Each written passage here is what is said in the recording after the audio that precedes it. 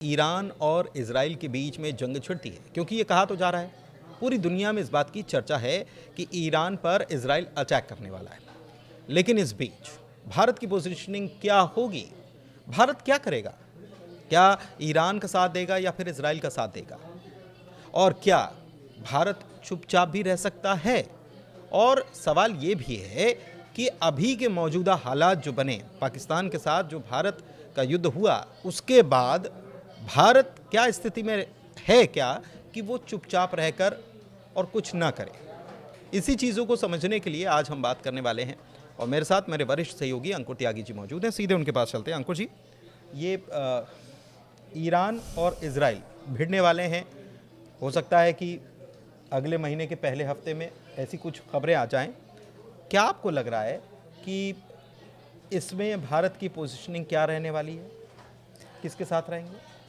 देखिए, सबसे पहले तो मैं एक अपडेट दे दूं कि जो हमने कल एक वीडियो न्यूज़ 18 पे बनाया था, जिसमें हमने बताया था कि ईरान और इजराइल के बीच में जो लड़ाई है वो इमिनेंट है, वो होनी ही है। कोई अब ऐसी वजह नहीं बची जो हमारा एनालिसिस कहता है कि दोनों के बीच में लड़ाई ना हो। अब ईरान के जो आर्मी चीफ है, उनका भी बयान आया है। उन्होंने कहा कि हम भी इजराइल पर स्ट्राइक करने के लिए रेडी हैं। और दूसरा, इजराइल का बयान ये आया है कि जो अगर डील होती है अमेरिका और ईरान के बीच में परमाणु को लेके, परमाणु कार्यक्रम को लेके, उस डील में कहीं भी ऐसा कोई हमें आश्वासन नहीं मिलेगा कि वो यूरेनियम इनरिचमेंट प्रोग्राम बंद करेगा। हाँ। इट मीन्स कि वो भविष्य में भी कभी भी परमाणु बम बना सकता है। तो इजराइल को वो एक्सेप्ट नहीं होगा, तो इजराइल वो अटैक करेगा। अब जो आपने सवाल पूछा इंडिया की पोजीशन काफ़ी एक तरह से मतलब मुश्किल है। और ये मुश्किल इसलिए है कि एक तरफ इजराइल भी एक स्ट्रेटजिक पार्टनर इंडिया का बना है पिछले 10-12 सालों में, ख़ासतौर पे 2014 के बाद। काफ़ी हथियार हमने उनसे ख़रीदे हैं और जो गोला बारूद है वो भी रिपोर्टेडली गया है। वो हालांकि कोई फिगर डिस्क्लोज कहीं मीडिया में नहीं होती। मतलब सैन्य सहयोग बढ़ा है। खबर ये भी है कि मंगवाया है भारत से इजराइल ने हाँ, बहुत वो कुछ ग्रेप वाइन्स हैं, वो जब कंफर्म ना हो कहना भी ठीक नहीं है। पर दोनों देशों के बीच में कहीं ना कहीं आपस में सहयोग रहा है। अब ईरान के साथ क्या है कि ईरान पिछले 70 सालों में ईरान ने कई मौक़ों पर भारत का OIC में साथ दिया है। कश्मीर का जब मुद्दा उठा तो ईरान कहीं ना कहीं भारत का सहयोग देता रहा है। हालांकि एक दो मौका ऐसा भी आया है जब आयतुल्लाह खुमैनी ने, अभी करीब 4-6 महीने पहली बात है, उन्होंने ट्विटर पे कश्मीर का जिक्र भी कर दिया था कि कश्मीर के लोगों पे इंडिया तसद्दुद कर रहा है। तो इंडिया का उस पर रिबटल भी आया। हमने कहा कि आयतुल्लाह खुमैनी कश्मीर के बारे में ना बोलें तो ज़्यादा सही रहेगा। तो वो मैसेज भी गया। उसके बाद खैर ईरान की तरफ से कोई ऐसा वो नहीं आया। ईरान के साथ हमारे व्यापारिक भी संबंध हैं। चाबहार पोर्ट वहाँ पे हमारा है, बन रहा है। कल्चरल टाइज़ भी हैं। ईरान के काफ़ी लोग यहाँ आते रहे हैं, इंडिया से भी काफ़ी लोग जाते रहे। कभी वीज़ा की रेस्ट्रिक्शंस कभी नहीं रही। और काफ़ी इंडियन बिजनेसमैन भी थे 60-70 के दशक में, जो बाद में दुबई चले गए या अबू धाबी चले गए। वो ईरान में बिजनेस भी करते थे। तो तमाम तरह की टाइज़ रही हैं। तो ऐसे में इंडिया केवल जो पोजीशन रहेगी हमारी, केवल ये रहेगी कि हम दोनों देशों से ये कहेंगे कि आप रेस्ट्रेन रखें, आप लड़ाई ना करें। और ईरान से हमने तेल भी ख़रीदा है। अब तो नहीं ख़रीद पा रहे क्योंकि बिल्कुल सैंक्शन काफ़ी कड़े हो गए थे। तो इंडिया की जहाँ तक पोजीशन की बात है तो वो काफ़ी बैलेंसिंग रहेगी। हम इजराइल से भी कहेंगे कि आप जंग ना करें और हम ईरान से भी कहेंगे जंग ना करें। लेकिन बात ये नहीं है। मैं अपने दर्शकों को ये बताना चाहूँगा कि जो ये लड़ाई होगी ईरान और इजराइल के बीच में, ये फुल फ्लेज नहीं होगी। ये कैसे होगी? ये ऐसे होगी कि इजराइल जो है न्यूक्लियर साइट्स पे अटैक करेगा। वो 4 प्लांट्स हैं, चारों में काफ़ी बम डालेगा, वो नष्ट हो जाएंगे। रिटेलिएशन में ईरान की तरफ से पिछली बार 200 मिसाइल गई थी जो इजराइल पर छोड़ी गई थी। इस बार हो सकता है वो 500 चली जाए या 400 चली जाए। तो उनमें से 80-90% इंटरसेप्ट हो जाएंगी और ये मामला कहीं ना कहीं फिर ऐसे ही हो जाएगा।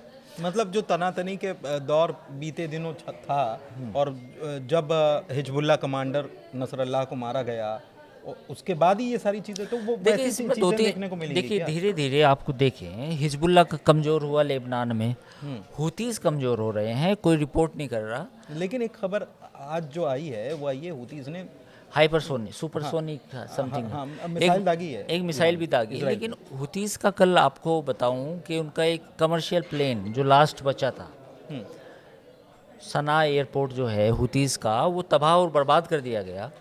उसमें उनके पास सिर्फ एक प्लेन बचा था, उसको भी कल बर्बाद कर दिया गया।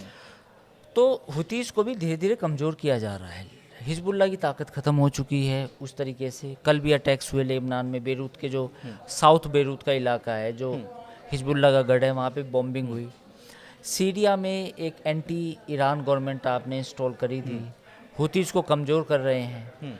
तो फिर ऐसे में ईरान को कहीं ना कहीं ईरान कमज़ोर हुआ है क्योंकि उसके सहयोगी कमज़ोर हुए हैं। तो ईरान कितनी बड़ी लड़ाई लड़ेगा या कितना बड़ा लड़ाई लड़ सकता है, ये हमेशा सवालिया निशान रहेगा। ऐसा नहीं है, लड़ाई तो लड़ेगा, वेपन भी हैं, लेकिन पॉइंट ये है कि कितना लंबा लड़ेगा। बीच बचाव करने शायद सऊदी अरब आ जाए, सऊदी अरब का बयान आया है, कतर आ जाए, कुवैत आ जाए, ओमान आ जाए, ये जो गल्फ़ कंट्रीज़ हैं, ये हिंदुस्तान आ जाए, हिंदुस्तान भी आ जाए। तो हो सकता है कि इजराइल को ये तसल्ली हो जाए कि मैंने उसके न्यूक्लियर प्लांट्स जो हैं उनको बर्बाद कर दिया, और ईरान की भी फेस सेविंग हो जाए कि हमने भी अटैक कर दिया बदले में। तो ये कुछ ऐसा ही होगा, एक लिमिटेड वॉर होगी। इजराइल केवल प्लांट्स को निशाना बनाएगा, रिजीम चेंज की बात मुझे नहीं लगती। लेकिन इजराइल और ईरान दोनों में से भारत के लिए ज़्यादा अहम पार्टनर कौन है, आपको क्या लगता है? दोनों ही हैं। देखिए इजराइल थोड़ा सा ज़्यादा करीब है, बट ईरान को भी हम राइट ऑफ नहीं कर सकते क्योंकि एक बड़ा मुस्लिम कंट्री है जिसने हमें सपोर्ट किया है इंडिया का। और जो हम मिडिल ईस्ट के ज़रिए जो एक कॉरिडोर बनाना चाहते हैं उसमें ईरान बड़ा हमारा एक सहयोगी देश है। वहाँ से काफ़ी हमारा ट्रांसपोर्टेशन जाता है, न्यूयॉर्क तक जाएगा, यूरोप तक जाएगा। तो जो चाबार पोर्ट से जो हमारा सामान जाएगा और जो सेंट्रल एशिया और वहाँ तक जाएगा, तो वो तो ईरान को ऐसे अबंडन करना भी मुझे नहीं लगता कि हमारी पॉलिसी बनेगी ऐसी। और बस हम इंडियन गवर्नमेंट, मैंने तभी कहा कि हम बैलेंसिंग हमें करना ही पड़ेगा। ठीक है, ऐसे ही जैसे रूस और यूक्रेन के बीच भारत ने किया।